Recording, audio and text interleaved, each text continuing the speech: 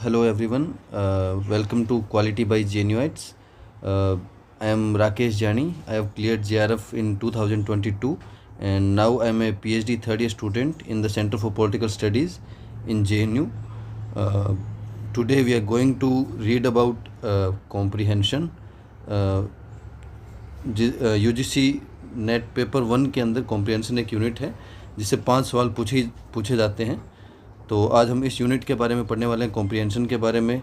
कौन से जो पिछले जो कुछ प्रीवियस ईयर पेपर्स है उसमें कौन से ऐसे एरियाज़ हैं जिनसे कॉम्प्रिहेंशन या जो पैसेजेस हैं वो दिए गए हैं, किस तरह के क्वेश्चंस जो हैं वो सबसे ज़्यादा पूछे जाते हैं, किस तरह की स्ट्रेटेजी से हम लोग सबसे ज़्यादा स्कोर कर सकते हैं कॉम्प्रिहेंशन के अंदर, और कौन सी ऐसी कॉमन गलतियां हैं जो यूजुअली जो स्टूडेंट्स हैं वो कॉम्प्रिहेंशन यूनिट के अंदर करते हैं। तो ये एक तरह से सिलेबस स्नैपशॉट है। इसके अंदर ये है कि जो पैसेज के अंदर या कॉम्प्रिहेंशन के अंदर जो सवाल पूछे जाते हैं वो किस चीज़ पे मेनली बेस्ड होते हैं। तो एक थीमेटिक अंडरस्टैंडिंग के ऊपर होती है, जिसमें कई बार ये पूछा जाता है कि भाई अच्छा इस पैसेज की सेंट्रल थीम क्या है। वोकेबलरी से रिलेटेड सवाल होते हैं, इन्फ्रेंस से रिलेटेड सवाल होते हैं, और जो ऑथर है पैसेज का, जो कॉम्प्रिहेंशन का जो ऑथर है, पैसेज का जो ऑथर है उसका टोन स्टाइल क्या है, उसका एटीट्यूड क्या है, वो किस तरह की बात कर रहा है, किसी चीज़ के फेवर में हो सकता है, किसी चीज़ के अगेंस्ट में हो सकता है। तो वो जो बात लिख रहा है उसमें उसका टेक क्या है, ऑथर का टेक क्या है, ऑथर का इंटरेस्ट क्या है उस पैसेज को लिखने में, उस चीज़ को समझना ज़रूरी है। उसके बेसिस पे सवाल पूछे जाते हैं और क्रिटिकल रीजनिंग के बेसिस पे सवाल पूछे जाते हैं। तो ये कुछ इस तरह के सवाल हैं, वो मेनली पिछले प्रीवियस ईयर पेपर्स में पूछे गए हैं। उसके अलावा जैसे कॉम्प्रिहेंशन यूनिट से, जैसे यूजीसी नेट पेपर 1 में हर यूनिट से 5 सवाल पूछे जाते हैं, तो कॉम्प्रिहेंशन से भी 5 सवाल पूछे जाते हैं। इसमें जो पैसेज हैं वो काफ़ी डाइवर्स रेंज काफ़ी डाइवर्स टॉपिक्स जो हैं उससे रिलेटेड होते हैं, जिसमें उसकी जो थीम है वो लिटरेरी थीम हो सकती है, फिलोसॉफिकल थीम हो सकती है, साइंटिफिक थीम हो सकती है, या फिर कोई जनरल न्यूज़पेपर आर्टिकल टाइप से कुछ उस तरह का पैसेज भी वो पूछ सकते हैं। काफ़ी डाइवर्स टॉपिक्स पूछते हैं। आगे हम देखेंगे कि कौन कौन से एरियाज़ हैं जिससे सबसे ज़्यादा पैसेज दिए गए हैं पिछले कुछ सालों में। कॉम्प्रिहेंशन की जो यूनिट है उसके अंदर वो स्टूडेंट्स की कौन सी स्किल्स टेस्ट करना चाहते हैं ये हमें जानना ज़रूरी है, ताकि हम उन स्किल्स को डेवलप कर सकें और कॉम्प्रिहेंशन में अच्छा स्कोर कर सकें। तो इसमें सबसे पहले तो ये है कि भाई कॉम्प्रिहेंशन या जो पैसेज है वो जिस चीज़ के बारे में है उसको आप कितने अच्छे तरीके से कॉम्प्रिहेंड करते हो, कितने अच्छे तरीके से अंडरस्टैंड करते हो, उस पैसेज का मेन आइडिया क्या है, ऑथर मेनली क्या बात कहना चाहता है, उस चीज़ को समझना बहुत ज़रूरी है। उसकी थीम क्या है ये समझना बहुत ज़रूरी है। उसके बाद में इन्फ्रेंस मेकिंग एबिलिटी, मतलब डायरेक्टली फैक्चुअल इन्फॉर्मेशन के बेसिस पे सवाल पूछने की बजाय ऑथर जो कहना चाह रहा है वो क्या क्या इम्प्लाई कर रहा है, उससे हम और क्या इन्फर कर सकते हैं, तो उस चीज़ के ऊपर ज़्यादा सवाल पूछे जाते हैं, जहाँ पे स्टूडेंट्स जो हैं कम स्कोर कर पाते हैं। और वही एरिया है जहाँ पे सबसे ज़्यादा आप इम्प्रूव कर सकते हैं, क्योंकि जो डायरेक्टली फैक्चुअल क्वेश्चन है, फैक्चुअल इन्फॉर्मेशन के बेसिस पे क्वेश्चन हैं, तो उन पे तो लगभग सभी लोग सही करके आते हैं। और ये जो इन्फ्रेंस वाला जो है इसमें इम्प्रूवमेंट की, स्कोर इम्प्रूवमेंट की अच्छी खासी संभावना रहती है हमेशा। उसके अलावा recognition of tone and mood, इसके अंदर कुछ ऐसे कीवर्ड्स होते हैं जिससे हम लोग ये आइडेंटिफाई कर सकते हैं, जो हम आगे देखेंगे कि जिससे हम ऑथर की टोन क्या है, ऑथर का मूड क्या है वो आइडेंटिफाई कर सकते हैं, और कई बार उसके बेसिस पे भी सवाल पूछे जाते हैं। उसके अलावा वोकेबलरी इन कॉन्टेक्स्ट है, वोकेबलरी से रिलेटेड बहुत सारे सवाल पूछे जाते हैं। पैसेज के अंदर जो वोकेबलरी यूज़ की गई है उससे सिमिलर लेकिन डिफरेंट वोकेबलरी यूज़ करके कई बार सवाल पूछे जाते हैं। तो वोकेबलरी पे भी काम करना बहुत ज़रूरी है, जिसमें हम आगे देखेंगे कैसे वोकेबलरी पे भी काम किया जा सकता है। उसके बाद में एनालिटिकल इंटरप्रिटेशन, कि आप पैसेज पढ़ने के बाद में उसको एनालाइज करके उसको इंटरप्रेट कर पा रहे हैं कि नहीं कर पा रहे हैं, आप कितना अच्छे तरीके से एनालाइज किया है आपने, ऑथर जो कहना चाह रहा है वो बात आपने समझी है कि नहीं समझी है, कोज इफ़ेक्ट जो रिलेशनशिप है वो आपने समझी है कि नहीं समझी है, जो आप उससे जैसे स्टेटमेंट बेस्ड कई बार क्वेश्चंस पूछे जाते हैं जो आप इन्फ्रेंस से समझते हैं, तो ये सारी जो चीज़ें हैं, ये सारी जो स्किल्स हैं, ये एनालिटिकल इंटरप्रिटेशन के अंदर आती है कि पैसेज को पढ़ना और फिर उसको एनालिटिकली इंटरप्रेट करना कि ऑथर जो बात कहना चाह रहा है उसको आप कितने बेहतर तरीके से समझे हैं। ये सारी स्किल्स हैं जो मेनली पैसेज के अंदर टेस्ट की जाती है। उसके बाद में जैसे हम लोग पहले बात कर रहे थे थीमेटिक डिस्ट्रीब्यूशन की, तो काफ़ी डाइवर्स रेंज है जिस पे प्रीवियस ईयर क्वेश्चंस में प्रीवियस ईयर पेपर्स में जिससे एक तरह से पैसेज दिए गए हैं। तो इसमें सबसे ज़्यादा तो साइंस एंड इवोल्यूशन पे 25% जो पैसेजेस हैं वो साइंस एंड इवोल्यूशन पे हैं और 25% ही जो सोशल इश्यूज़ है उनके ऊपर हैं। तो जैसे साइंस एंड इवोल्यूशन में देखें तो बटरफ्लाई इवोल्यूशन के ऊपर पैसेज दे दिया, एपोस्मेटिज्म के ऊपर पैसेज दे दिया। उसके अलावा सोशल इश्यूज़ में देखें तो एजुकेशन रिफॉर्म से रिलेटेड पैसेज है, जेंडर इनइक्वलिटी के टॉपिक से रिलेटेड पैसेज है, या और भी सोशल इश्यूज़ हो सकते हैं। तो इनसे 50% जो पैसेजेस पूछे गए हैं कुछ प्रीवियस ईयर लास्ट जो प्रीवियस ईयर पेपर्स में, उसमें साइंस इवोल्यूशन और सोशल इश्यूज से पूछे गए हैं। उसके अलावा इन दोनों के बाद में हिस्ट्री एंड ट्रेड से रिलेटेड पैसेज भी पूछे जाते हैं। उसके अलावा जो है एक तरह से क्लाइमेट चेंज, इन्वायरमेंट, यहाँ से पूछे गए हैं 15% जो पैसेज हैं वो यहाँ से दिए गए हैं। और उसके अलावा 15% जो है वो ग्लोबलाइजेशन और बिजनेस स्ट्रेटेजीज एक तरह से थीम से पैसेज दिए गए हैं। इसके लिए मतलब ये है मेनली जैसे यहाँ पे हमने देखा कि साइंस, सोशल साइंस और हिस्टोरिकल टॉपिक्स ये हैं जो ज़्यादा डोमिनेट करते हैं पैसेज को। अगर हम प्रीवियस ईयर पेपर को एनालाइज करते हैं तो इन पे थोड़ा ज़्यादा फोकस आप कर सकते हैं। उसके बाद में क्वेश्चंस जो पूछे जाते हैं ये है कि किस थीम से पैसेज दिए जा रहे हैं, ये है कि उस पैसेज में किस तरह के जो क्वेश्चंस हैं वो पूछे जा रहे हैं। तो क्वेश्चंस जो हैं वो कई तरह के क्वेश्चंस हो सकते हैं, फैक्चुअल इन्फॉर्मेशन वाले हो सकते हैं, इन्फ्रेंस वाले हो सकते हैं, क्रिटिकली इवेल्युएट करने वाले हो सकते हैं। तो जिसमें सबसे ज़्यादा जो क्वेश्चंस हैं, एटलीस्ट 70% जो क्वेश्चंस हैं वो डायरेक्टली फैक्चुअल इन्फॉर्मेशन या एक्सप्लिसिट जो क्वेश्चंस है, ऐसा कि जो आपने पैसेज पढ़ा उसमें जो आपको इन्फॉर्मेशन दी गई उसी इन्फॉर्मेशन के बेसिस पे उन्होंने डायरेक्टली सवाल पूछा है। तो सबसे ज़्यादा जो 70% क्वेश्चंस हैं वो इससे पूछे जाते हैं। फिर उसके बाद में इन्फ्रेंशियल क्वेश्चंस जो है वो फैक्चुअल या एक्सप्लिसिट क्वेश्चंस के बाद में इन्फ्रेंशियल क्वेश्चंस है जो सबसे ज़्यादा पूछे जाते हैं। इसमें यह है कि उसके अंदर पैसेज के अंदर जो लॉजिक, जो एक तरह से जिन थीम्स पे बात की गई है, जिन आइडियाज़ पे बात की गई है, उनको आप किस तरह से आपस में कनेक्ट करते हो। जैसे कि मान लो कि जैसे हम आगे देखेंगे भी प्रीवियस ईयर क्वेश्चंस जब हम डिस्कस करेंगे कि जैसे क्लाइमेट चेंज के ऊपर कोई पैसेज दिया हुआ है और उस पैसेज में एक जगह क्लाइमेट चेंज की बात की गई है, थोड़ी आगे जाके जो है वो एक तरह से इनकम इनइक्वलिटी, इकोनॉमिक इनइक्वलिटी की बात की गई है। तो ये जो दोनों चीज़ें हैं उनको आपस में जोड़ के किस तरह से ऑथर जो है क्या बात कहना चाहता है, तो उन चीज़ों को समझना। वो डायरेक्टली उसमें नहीं बोली हुई है, लेकिन अगर आप उसको पैसेज को अच्छे से समझते हैं और चीज़ों को आपस में लॉजिकली आप कनेक्ट कर पाते हैं तो आपके लिए बहुत आसान है कि आप इन्फ्रेंशियल क्वेश्चंस को आंसर कर पाएँ। उसके बाद में 10% जो क्वेश्चंस हैं वो स्टेटमेंट इवैल्यूएशन वाले क्वेश्चंस हैं। इसके अंदर ये है कि कुछ स्टेटमेंट दिए हुए होंगे और आपको ये पूछा जाएगा कि इसमें से फर्स्ट स्टेटमेंट जो है वो सही है, सेकंड स्टेटमेंट जो है वो सही है, दोनों सही हैं या दोनों गलत हैं। इस टाइप से कुछ स्टेटमेंट दिए हुए होंगे और आपको पैसेज में दी गई जो इन्फॉर्मेशन है, फैक्चुअल इन्फॉर्मेशन और जो इन्फ्रेंशियल एक तरह से जो इम्प्लीकेशंस है उस पैसेज के, उसके बेसिस पे आपको उन स्टेटमेंट्स को इवेल्युएट करना होता है और ये देखना होता है कि भाई वो जो है वो सही है या गलत। इसमें हम आगे देखेंगे कि भाई किस तरह से जो स्टेटमेंट इवैल्यूएशन वाले क्वेश्चंस हैं उसमें और डिटेल में हम लोग स्टेटमेंट इवैल्यूएशन वाले क्वेश्चंस के बारे में बात करेंगे। तो सबसे इम्पोर्टेंट तो यही है, जैसे हमने बात की फैक्चुअल एक्सप्लिसिट क्वेश्चंस कि पढ़ते समय आपके लिए ये बहुत ज़रूरी है कि आप उसके अंदर जो फैक्चुअल इन्फॉर्मेशन दी गई है उसको आप अच्छे से ध्यान दें।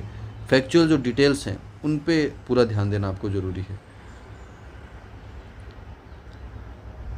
फिर उसके अलावा पैसेज के अंदर क्या क्या चीज़ें दी हुई हो सकती है।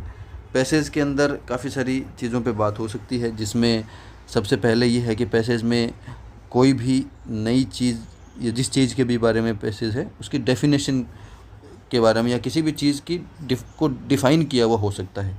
जैसे यहाँ पे एग्जांपल दिया हुआ है डेफिनेशन के अंदर, अपोस्मेटिज्म।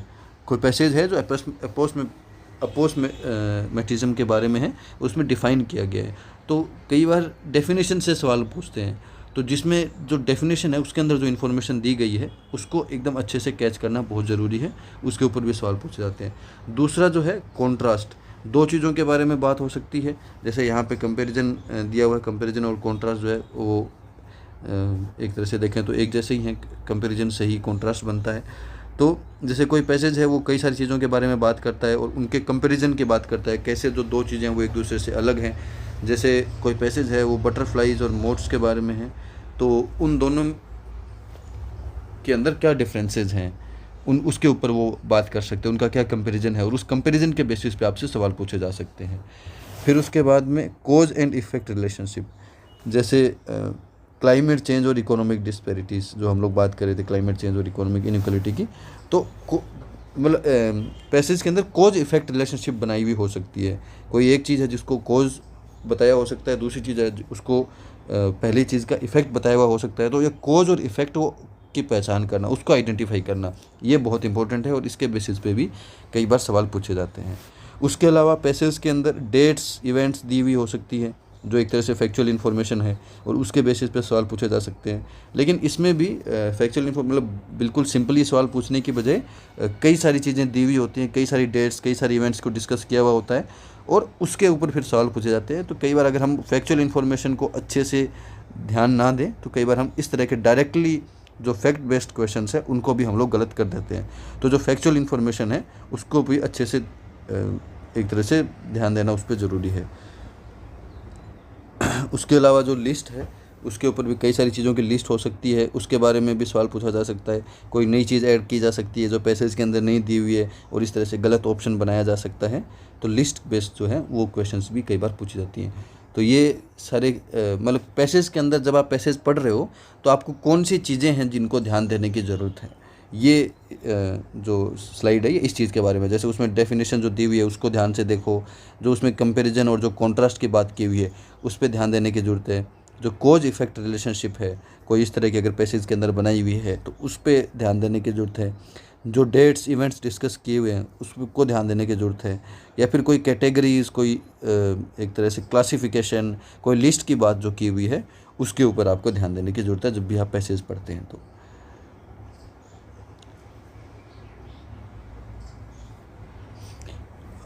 जैसे अभी हमने देखा तो डेट्स एंड इवेंट्स, इससे रिलेटेड जो है कई बार सवाल पूछे जाते हैं। जैसे हम आगे प्रीवियस ईयर एग्जाम्पल्स में देखेंगे भी कि किस तरह से सवाल पूछे गए हैं। यहाँ पे कुछ इवेंट्स दिए हुए हैं, जैसे इनके बेसिस पे प्रीवियस ईयर क्वेश्चंस में सवाल पूछे गए हैं। डेट्स में ऐसा है कि कई बार जो कॉमन डेट्स हैं वो पैसेज में हो सकता है नहीं भी दी हुई हो, लेकिन फिर भी उसके बेसिस पे सवाल पूछ दिए जाते हैं।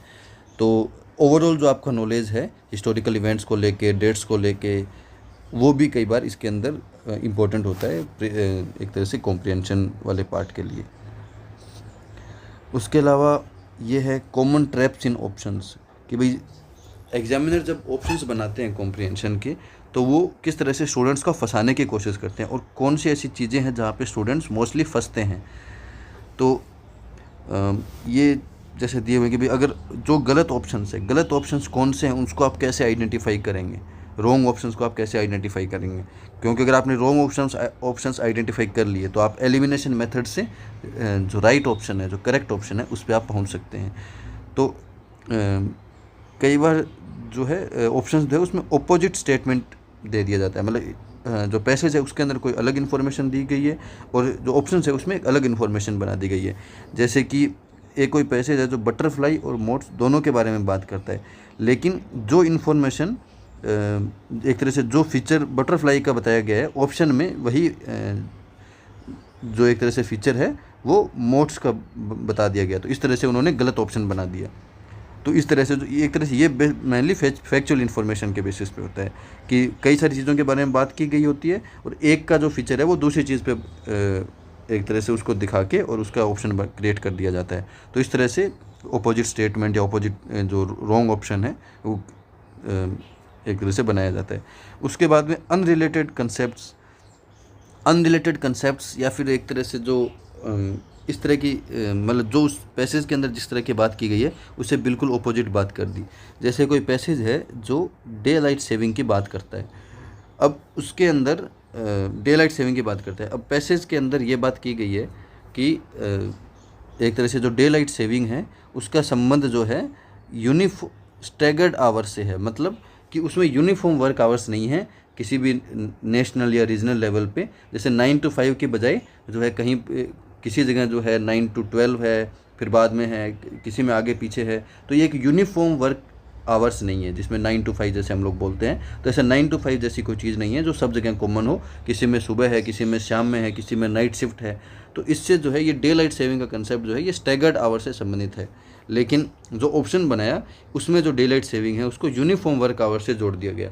अब यूनिफॉर्म वर्क आवर्स की उसमें पैसेज में बात नहीं की गई है, तो इस तरह से हम आइडेंटिफाई कर सकते हैं कि ये रॉन्ग ऑप्शन है और हम उसको एलिमिनेट कर सकते हैं। उसके अलावा हाफ ट्रू ऑप्शंस, ये सबसे इम्पोर्टेंट है। हाफ ट्रू ऑप्शंस में स्टूडेंट जो है वो सबसे ज़्यादा गलती करते हैं। इसमें यह है कि जो ऑप्शन बनाया जाता है ये मेनली एक स्टेटमेंट होगा, स्टेटमेंट के अंदर जो इन्फॉर्मेशन दी हुई होगी वो इन्फॉर्मेशन आधी सही होगी और आधी गलत होगी। इन्फॉर्मेशन ऐसे भी हो सकती है कि या तो जैसे यहाँ पे है उसके अंदर जैसे मान लो कोई स्टेटमेंट बनाया, उस स्टेटमेंट के अंदर कुछ इन्फॉर्मेशन जो है वो सही है, लेकिन उसके अंदर कुछ ऐसी अनसपोर्टेड जो डिटेल हैं वो उसमें ऐड कर दी गई है। ऐसी कोई इन्फॉर्मेशन उसमें ऐड कर दी गई है जिसका कोई बेसिस, जिसका कोई आधार जो है वो पैसेज के अंदर है ही नहीं। तो इस तरह से वो जो ऑप्शन है वो गलत हो गया। या तो पूरी तरह से जो रॉन्ग इन्फॉर्मेशन है उसके बारे वो दी हुई हो सकती है, या जो है उसके अंदर इस तरह की इन्फॉर्मेशन दी हुई हो सकती है जो पैसेज के अंदर नहीं दी हुई, जो बाद में अलग से ऐड कर दी गई जिसका पैसेज के साथ कोई संबंध नहीं है। अगर इस तरह का भी कोई ऑप्शन है तो वो ऑप्शन भी इनकरेक्ट ऑप्शन होगा, रॉन्ग ऑप्शन होगा, और उसको भी आप एलिमिनेट कर सकते हैं। जैसे यहाँ पे एक एग्जांपल भी दिया हुआ है कि education improves employability but ignores the role of public reasoning. जैसे एजुकेशन के रोल को लेके एक तरह से कोई पैसे एजुकेशन के ऊपर कोई पैसेज है और इसमें एजुकेशन के रोल पे, एजुकेशन की सोसाइटी में जो रोल है उसके ऊपर सवाल पूछा गया है। पैसेज में कई सारी चीज़ों के बारे में बात की गई है। अब पैसेज के अंदर जो है जो ऑप्शन है उसके अंदर जो है सिर्फ एम्प्लॉय ये बताया गया है कि एजुकेशन से एम्प्लॉयबिलिटी जो है, रोज़गार जो है वो मतलब रोज़गार की संभावनाएं पैदा होती है, लेकिन उसके अंदर जो एजुकेशन बढ़ने से जो पब्लिक रीजनिंग है, पब्लिक रीजनिंग जिस तरह से इम्प्रूव होती है उसके बारे में बात नहीं की गई। तो इस तरह से भी जो ऑप्शन है वो गलत हो जाएगा। इसमें आपको ये देखना है कि ऑप्शन के अंदर जो पैसेज के अंदर दी गई है वो इन्फॉर्मेशन सही तरीके से ऑप्शन के अंदर है, और उसके अलावा ऑप्शन के अंदर जो इन्फॉर्मेशन दी गई है क्या वो पैसेज के अंदर पूरी तरह से आप उसको देख सकते हैं, क्या उसके अंदर कोई नई इन्फॉर्मेशन ऐड कर दी गई है जिसका पैसेज से कोई संबंध नहीं है, तो वो ऑप्शन गलत ऑप्शन हो जाएगा। तो ये वाली ये जो है 3 कॉमन मिस्टेक्स हैं जिन मतलब एक तरह से कॉमन मिस्टेक्स हैं जो स्टूडेंट्स करते हैं ऑप्शंस एक तरह से आइडेंटिफाई करने में। तो इनके बेसिस पे आप रॉन्ग ऑप्शंस कौन से उनको आइडेंटिफाई कर सकते हैं और एलिमिनेशन के मेथड से आप राइट ऑप्शन तक पहुंच सकते हैं, जो हम आगे बात करेंगे आप कैसे एलिमिनेट करते हैं। ये वही है जो हमने पहले बात की कि कुछ जैसे हमने बात की कि इवोल्यूशन साइंस, सोशल साइंस, इनसे मेनली पैसेज आ रहे हैं कुछ प्रीवियस ईयर्स में। तो इसमें इवोल्यूशनरी जो बायोलॉजी है उससे पैसेज आ रहे हैं, क्लाइमेट चेंज से संबंधित जो हैं वो पैसेज आ रहे हैं, एजुकेशन से रिलेटेड एजुकेशन रिफॉर्म जिसमें NEP 2020 से आ गया, ट्रेनिंग वर्सेज एजुकेशन पे आ गया, और हिस्टोरिकल जो इवेंट्स है, हिस्टोरिकल ट्रेड डायनामिक्स जो हैं, जैसे इंडियन ओशन जो ट्रेड रूट्स थे, US का जो टेरिटोरियल एक्सपेंशन था, या फिर एक तरह से यूरोपियन कॉलोनियलिज्म, इस तरह के जो हिस्टोरिकल चीज़ें हैं उनके ऊपर भी पैसेज आ सकता है।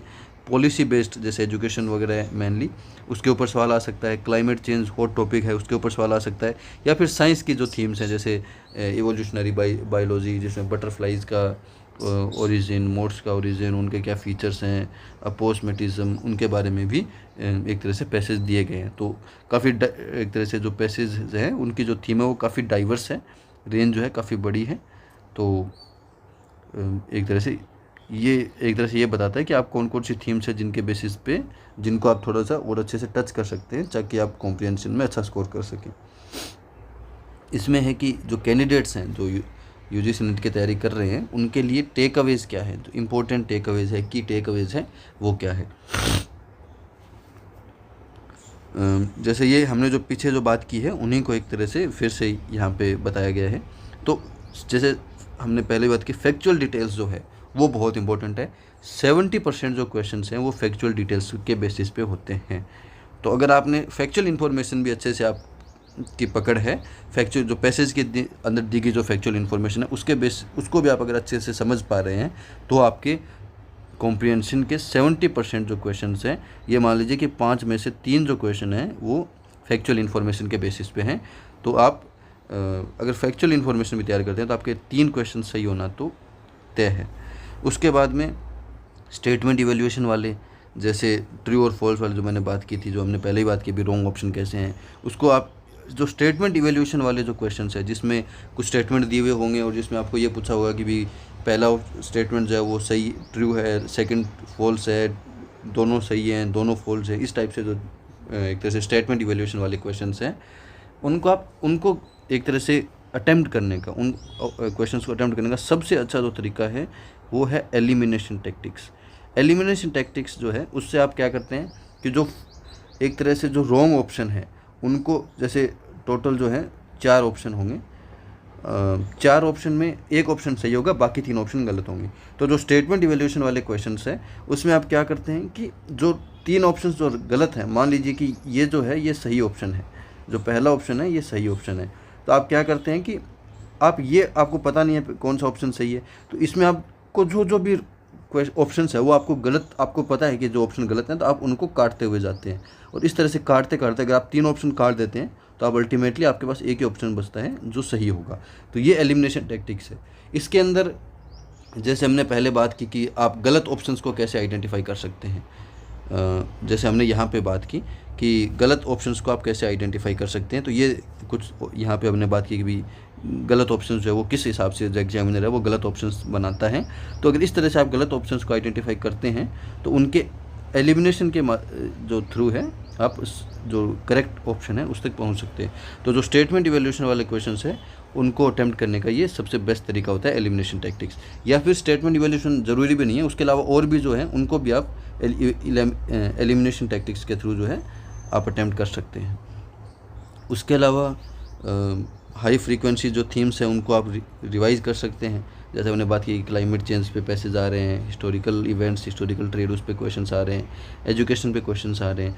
तो इस तरह की जो थीम्स है उस पे आप कहीं भी आपको कुछ मिलता है, कोई पैसेज मिलता है, कोई आर्टिकल मिलता है, तो उसको आप थोड़ा ध्यान से देख सकते हैं, क्योंकि हो सकता है कि वहीं से उठा के जो है एग्जामिनर पैसेज बना दे यूजीसी नेट वाले एग्ज़ाम के लिए।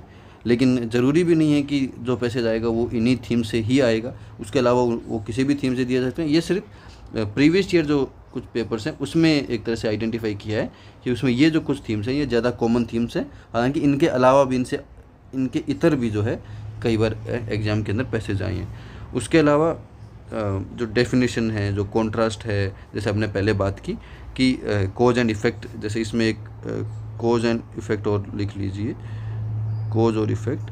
तो ये कुछ जो चीज़ें हैं, जब भी आप कोई भी पैसेज पढ़ें तो उसमें अगर कोई डेफिनेशन दी हुई है, कोई कॉन्ट्रास्ट, कोई कंपैरिजन दिया हुआ है, कोई कॉज इफ़ेक्ट की दिया हुआ है, या फिर कोई क्लासिफिकेशन दिया हुआ है, तो उसको आप हाईलाइट कर लीजिए या फिर उसको आप अच्छे से देखिए। हो सकता है कि जो सवाल हैं वो उन्हीं से रिलेटेड जो हैं वो सवाल पूछे गए हों।